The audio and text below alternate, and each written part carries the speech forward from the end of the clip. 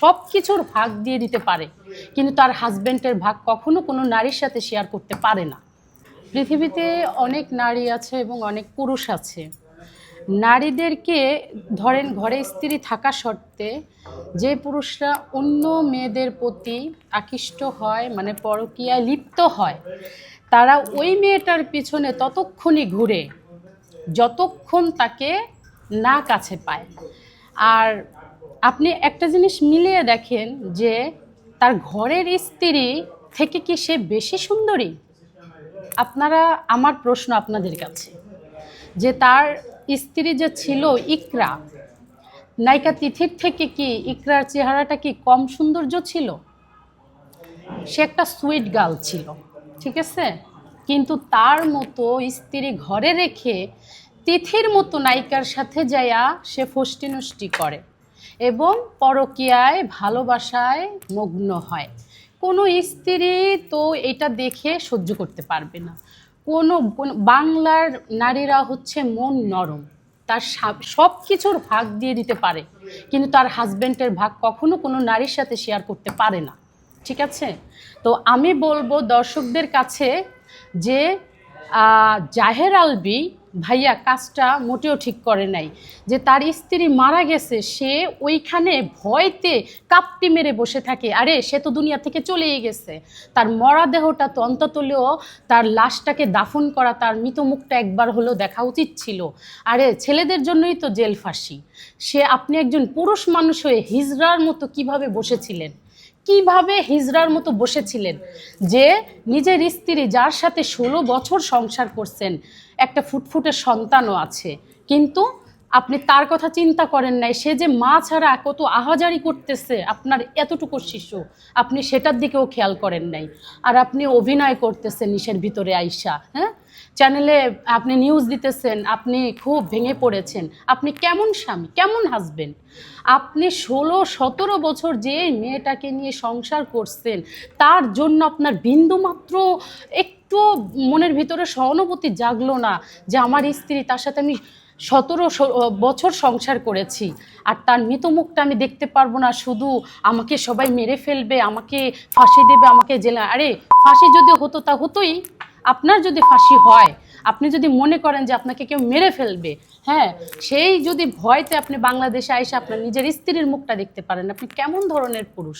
হ্যাঁ, এর চেয়ে রাস্তাঘাটে রিক্সাওয়ালা ভ্যানওয়ালারাও মনে হয় থেকে ভালো, হিজড়ারাও ভালো, কিন্তু আমি মনে করি যে আপনি পুরুষ জাতের মধ্যে কলঙ্ক, ঠিক আছে? আর আমি আপনাকে নিয়ে আর বাজে কথা বলতে পারতেছি না, কারণ আমিও একজন আর্টিস্ট। তাই এখন যেটা বলবো, আর ইকরা আপুকে বলতেছি, ইকরা আপু, আপনি যে দুনিয়া থেকে বিদায় নিয়ে চলে গেলেন খুব আরামে, হ্যাঁ, খুব আরামে চলে গেলেন। ফাঁসি নেওয়া কি এত সস্তা? মৃত্যুর যন্ত্রণা কাকে বলে? আল্লাহ তাআলা জীবন দান করতে পারে, সে জীবন নিতে পারে, কিন্তু কারোর দেওয়ার কোনো অধিকার নেই। কিন্তু আপনি সেই কাজটা করেছেন, এই পারেও জায়গা পাইলেন না, ওই পারেও যায় আপনি জায়গা পাইলেন না। মাঝখান থেকে আপনারা কি করলেন? একটা শিশু সন্তানকে মা হারা বঞ্চিত করলেন, বাপ হারা, ঠিক আছে? এখন আমি আপনাকে বলি যে আপনি তো কবরে, যে আপনি জানি না কি অবস্থায় আছেন, হ্যাঁ, আপনার কবরে জ্বলতেছে কিনা আগুন সেটাও আমি জানি না, কিন্তু আপনার সন্তান, অন্তত আপনার নিজের সন্তানের দিকে তাকায় আপনার বেঁচে থাকাটা উচিত ছিল, ঠিক আছে? আপনি যা করছেন, ছি, নারী জাতের কলঙ্ক করেছেন আপনি, আমি মনে করি এটা। আর হচ্ছে জাহের আলভীর কথা আমি যেটা বলবো, আমি সরকারের কাছে, আমাদের তারেক জিয়া সরকারের কাছে আমি বলবো যে আপনি বিচার শুধু জাহের আলভীর করবেন না, বিচার তিথিরও করা লাগবে আমি মনে করি। কারণ ওর জন্য আজকে মরতে বাধ্য হয়েছে ইকরা, বুঝতে পেরেছেন? বিচার যদি করতে হয় দুজনের একসাথে বিচার করবেন। পরকীয়ায় লিপ্ত হওয়ার কারণে আজকে তার স্ত্রী মারা গেছে, ঠিক আছে? একটি সন্তান বাংলার বুকে অনাথ করে দিয়ে গেছে, বুঝতে পেরেছেন?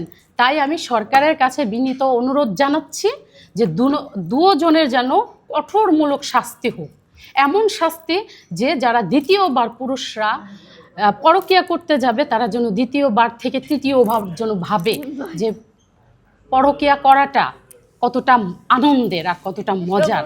আমার সরকারের কাছে আমার এতটুকুই অনুরোধ যে বিচার চাইলে আমি তিথিরও বিচার চাই, আমি জাহের আলবির একার বিচার চাই না, আমি তিথিরও বিচার চাই। কারণ ওর মতো ফাজিল মেয়েরা যারা আছে, তারা নিরীহ মানুষ, নিরীহ মেয়েদের সংসার ভেঙে যাচ্ছে এদের মতো নারীদের কারণে।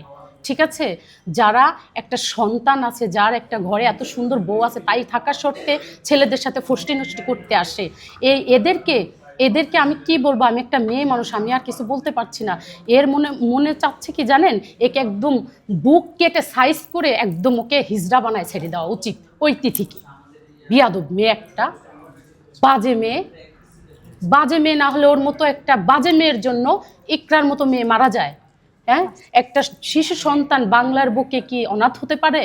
হ্যাঁ, এদের মতো লুচ্চা বদমাইশ মেয়েদের কারণে আর ছেলেদের কারণে কিছু অনাথ শিশুরা মা হারা বাপ হারা হয়ে কষ্টে বড় হচ্ছে। কেন? তোমরা তোমাদের যৌবনের জ্বালায় এত, তোমরা আনম্যারিড ছেলে দেখা যৌবনের জ্বালা মিটাইতে পারো না? বেয়াদব ফাজিল মেয়ে। এছে তোদের থেকে পতিতালার মেয়েও মনে ভালো আছে।